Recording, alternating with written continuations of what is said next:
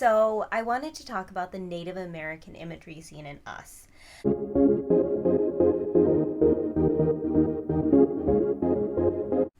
Hi, I'm Des. Welcome to my channel. Thank you so much for stopping by. Today I'm going to talk about Us, and I am really excited. I finally got a chance to watch this movie. It was actually available to me through a streaming service, and I ended up going to buy it just so I could see the special features because I absolutely loved this movie. I enjoyed it even more than Get Out. I thought it had many layers to it, and I'm excited to discuss specifically one layer that I haven't really seen anyone touch on in a video or through news articles, because I did find one specifically that did talk about this, but I have not found many others. So I wanted to talk about the Native American imagery seen in Us. I am going to share some spoilers. It has been out for a while, so if you haven't seen it, please go see it because it is well worth the watch. And if you are initially kind of thrown off by that first viewing, I do suggest a second one. But that is coming from someone who has seen this now several times. So I watched it because I was sick and I finally had the chance to sit down and watch it. I was pleasantly surprised and excited about how much symbolism is in there, as well as to see some representation that I don't often see. Let's start at the beginning. Adelaide is at the Santa Cruz beach walk after she has been watching TV. We get the nice intro. She's coming down, and initially there is the lightning, and then it begins to rain. Adelaide enters what is the shaman's vision quest. You see a find yourself sign. Again, lots of symbolism. So I have a hard time hearing sometimes, so I have to watch movies with subtitles, or I prefer to when I'm able to. And I was watching this movie with subtitles, and it was really nice because I got to read the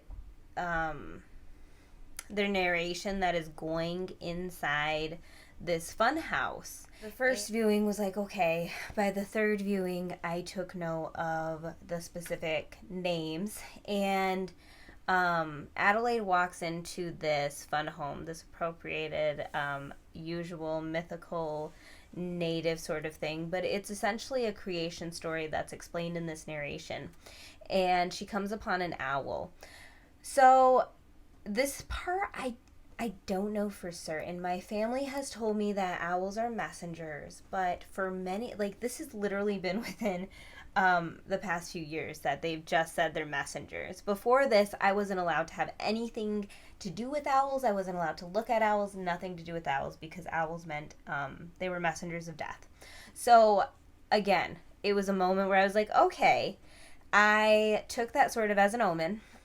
Adelaide continues to go through this fun home, and we hear the narration talk about Spider Woman. My ears perked up because Navajos do have a woman in our stories.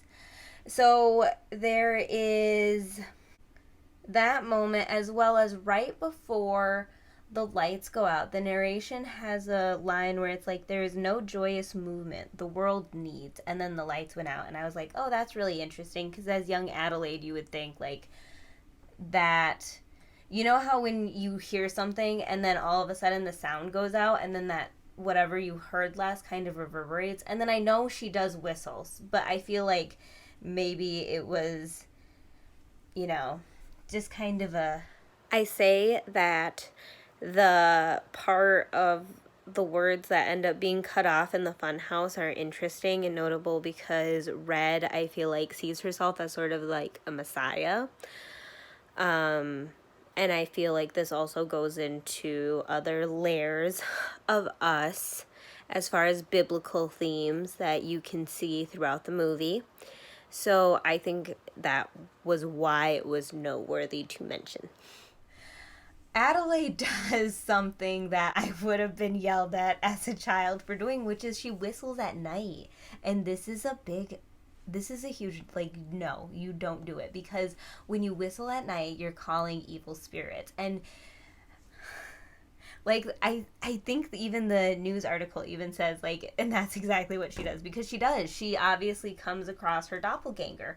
And it's interesting to me because she's, like, singing it, the Itsy Bitsy Spider, and the doppelganger is all sorts of all over with her whistling. So we come to the opening title, and then you come to rabbits, and Jordan Peele obviously has a lot of rabbits in his movie.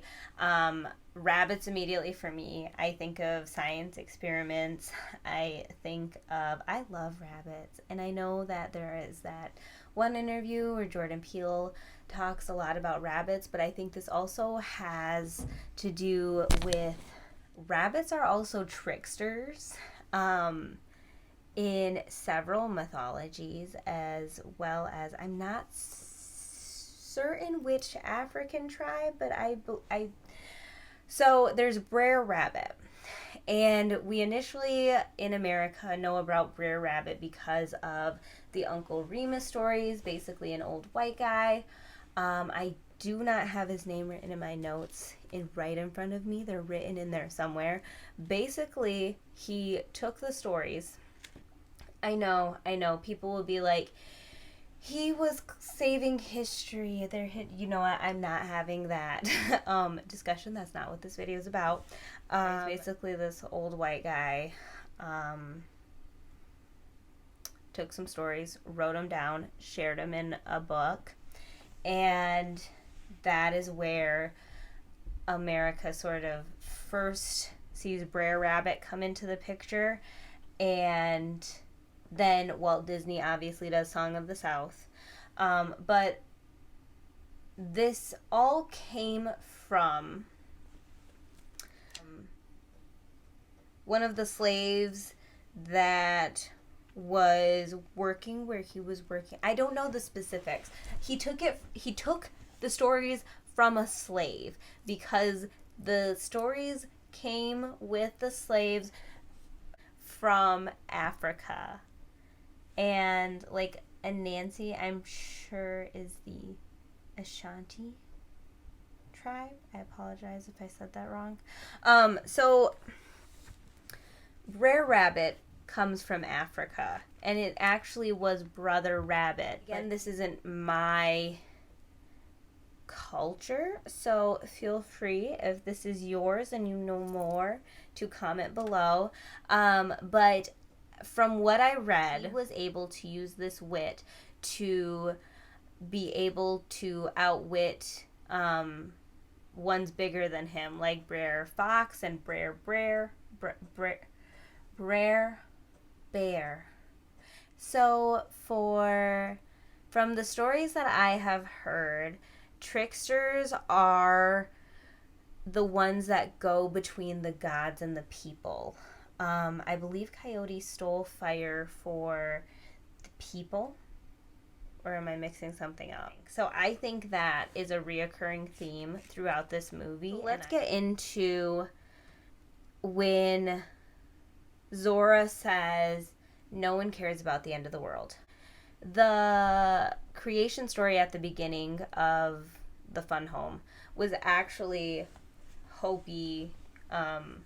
It was a Hopi creation story. Let me explain a little bit. So then,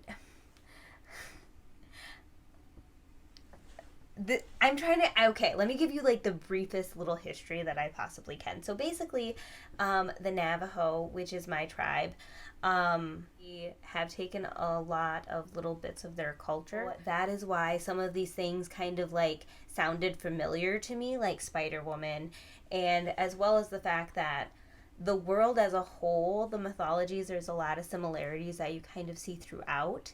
So Navajo and Hopi believe that people came from the center of the earth and we came up through the world. So Navajos, would like to say, we think that this is the last one, and then I think it's the spiritual realm, but I'm not sure. Again, if you know more, please comment below. But hope you believe that we're in the fourth world right now and that there's going to be a fifth world. And a lot of the reasons that we've had to leave the world below are because of human wickedness. And that's kind of a theme that you see in us, is human wickedness. And I think that this is definitely obviously an apocalyptic movie, and I think it's all because of what is currently going on in our own world. I think that has something to do with what we see here, as well as when the family goes to the beach, because they go back to the Santa Cruz boardwalk. You see that the Native American Shaman Vision Quest has just changed the sign to Merlin's Vision Quest. And there is essentially no change to it. Like, the totem pole is still outside of it. I think that was significant because I think Jordan Peele took a lot of care when he made this movie, and I feel like it's part of a bigger picture of what he's going to create in the future. I think there are a lot of questions he left unanswered, but not because he doesn't know the answers to them. So anyway, we go along to the beach, and then let's skip ahead and go to where the tethered have now come and broken into the Wilson family home. And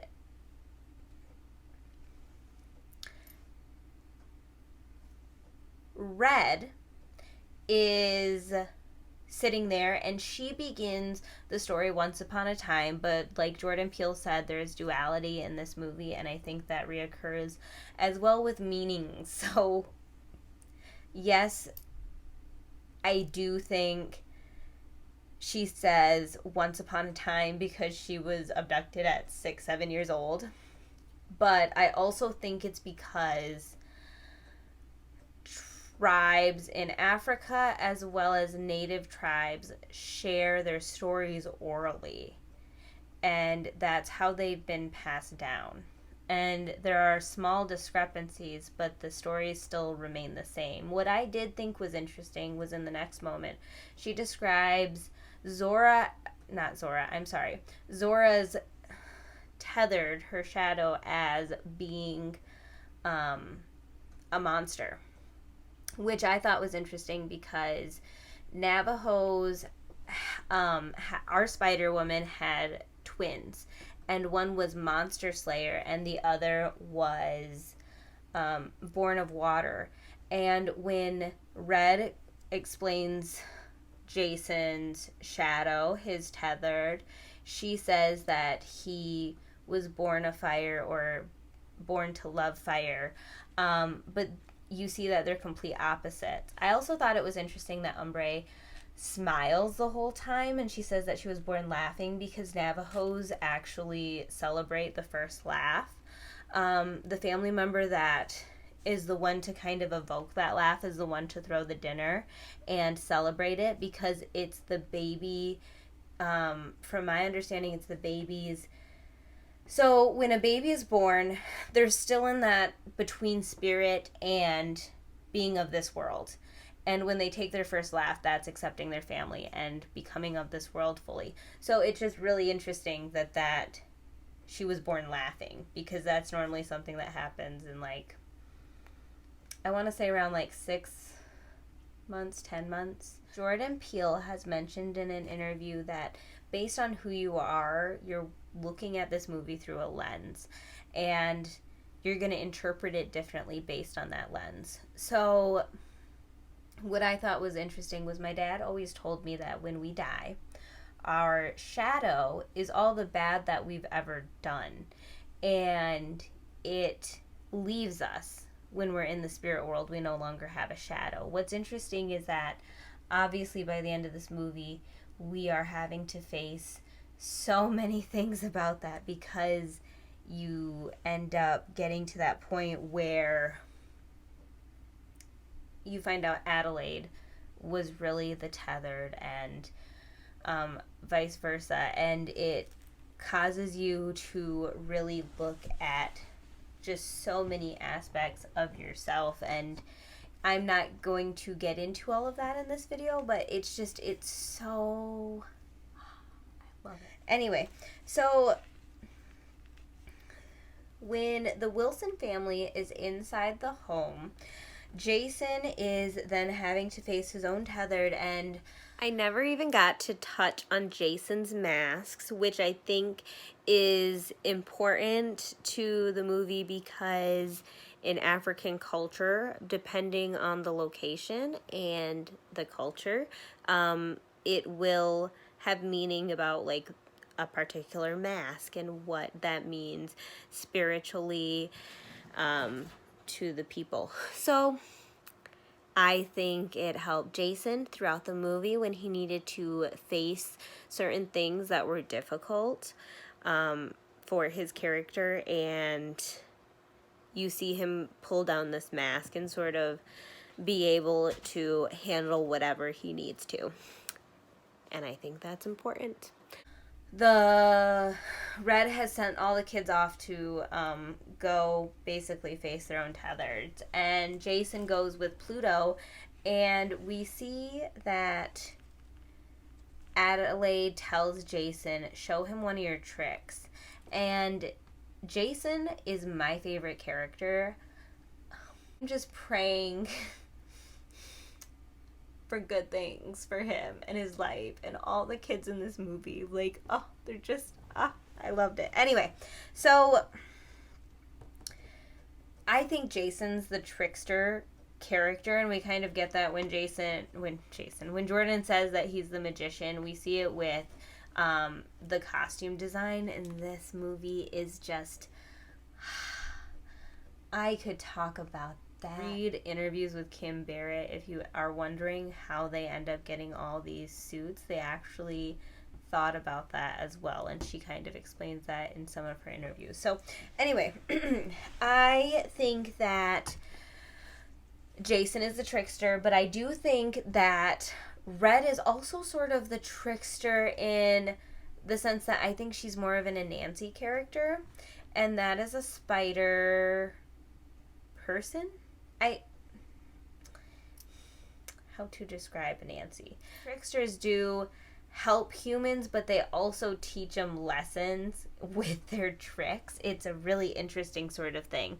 But they also, depending on which one you're talking about, are the ones to be able to see through the veil, like Jordan had discussed in his movie interviews. He mentions how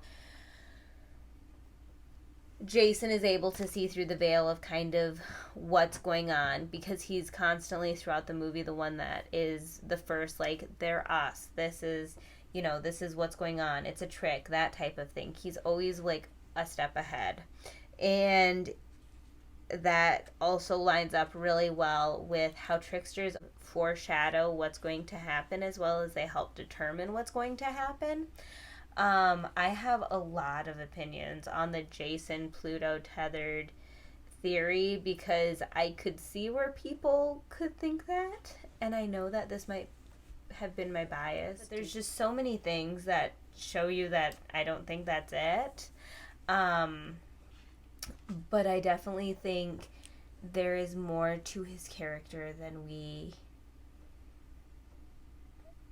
are going to get into in this video. And again, he's my favorite character in this whole movie. I loved this entire movie. It was honestly a pick-me-up. It was really nice to kind of dive into this movie and analyzing it and looking at all of these interviews and the research, and this is the movie that I feel like just keeps on giving because the more you dig into it, it's like the more that's right there for you to look at and to kind of put into your own analysis.